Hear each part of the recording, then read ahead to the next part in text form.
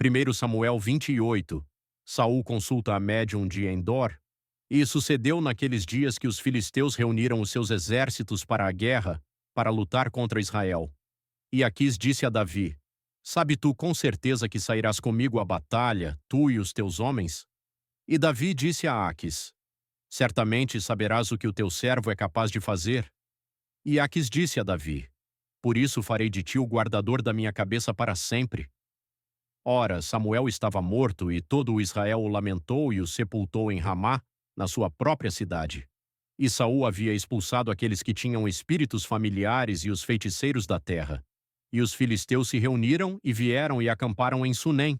E Saul reuniu todo o Israel, e eles acamparam em Gilboa. E quando Saul viu o exército dos filisteus, ficou temeroso, e o seu coração tremeu sobremaneira. E quando Saul consultou o Senhor não lhe respondeu, nem por sonhos, nem por Urim, nem pelos profetas. Então Saul disse aos seus servos: Buscai-me uma mulher que tenha um espírito familiar, para que eu possa ir a ela e consultá-la. E os seus servos lhe disseram: Eis que há uma mulher que tem um espírito familiar em Endor. E Saul se disfarçou e colocou outras vestes, e ele foi, e com ele 2 homens, e de noite vieram a mulher, e ele disse: Rogo-te que me adivinhes pelo espírito familiar, e mo faças subir, a quem eu te der o nome. E a mulher lhe disse: Eis que sabes o que Saul fez, como ele extirpou aqueles que têm espíritos familiares e os feiticeiros da terra. Por que então preparas tu uma armadilha para a minha vida para me fazeres morrer? E Saul jurou a ela pelo Senhor, dizendo: Como vive o Senhor, não haverá punição a ti por esta coisa. Então disse a mulher: A quem devo te fazer subir? E ele disse: Faz-me subir Samuel. E quando a mulher viu Samuel, ela gritou com voz alta, e a mulher falou com Saul, dizendo: Por que me enganaste? Pois é Saul. E o rei disse a ela: Não temas, pois, o que viste tu? E a mulher disse a Saul: Eu vi deuses ascendendo da terra. E ele disse a ela: De que forma é ele? E ela disse: Um velho sobe, e ele está coberto com um manto.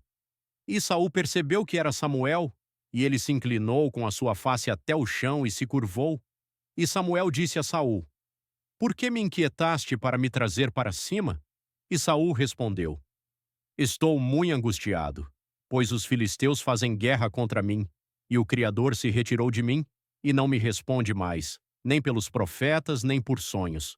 Por isso te chamei para que possas me dizer o que devo fazer.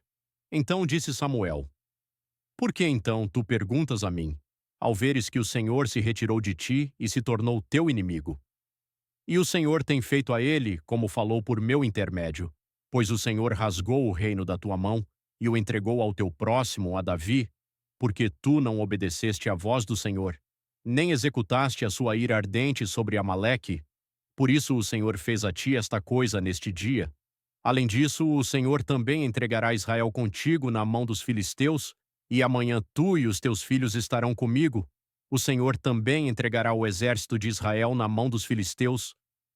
Então Saul caiu imediatamente estendido sobre a terra, e ficou muito temeroso por causa das palavras de Samuel, e não havia nele força, pois não havia comido pão o dia todo, nem a noite toda. E a mulher veio até Saul, e viu que ele estava muito atribulado, e lhe disse: Eis que a tua criada obedeceu à tua voz, e coloquei a minha vida na minha mão, e atentei às tuas palavras que a mim falaste. Agora, portanto, rogo-te, atenta tu também à voz da tua criada, e permite que eu coloque um bocado de pão diante de ti, e come para que possas ter força quando fores pelo teu caminho. Porém ele se recusou e disse: Não quero comer. Porém os seus servos, juntos com a mulher, forçaram-no, e ele atentou à voz deles. Assim ele se levantou da terra e se assentou sobre a cama. E a mulher tinha um novilho gordo na casa. E ela se apressou e o matou, e pegou farinha e a amassou, e dela assou pão ázimo, e ela o trouxe diante de Saul e diante dos seus servos, e eles comeram. Eles então levantaram-se e foram naquela noite.